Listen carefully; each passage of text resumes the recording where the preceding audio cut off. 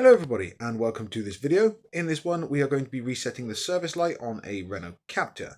This might work on some of your other Renault models if you have the up and down arrows on the right hand stalk. I hope this helps you out. Keep watching.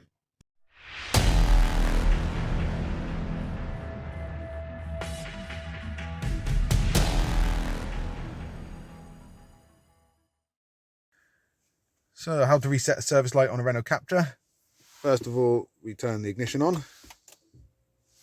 Then we're going to use the buttons on the sides of the stalk. So what we do is press down.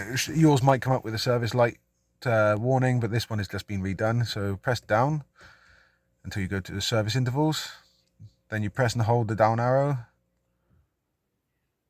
until it should come up and tell us what's going on. There we go.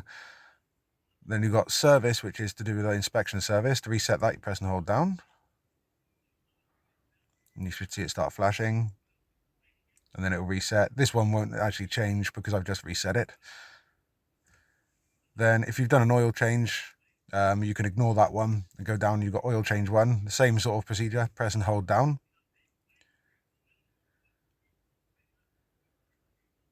There we are, flashing again. When it stops flashing, you can release the down arrow. There we are. And so there we are. They're both reset. Now you can just turn the ignition off. Then you can restart it. And there shouldn't be any service warnings on that dashboard.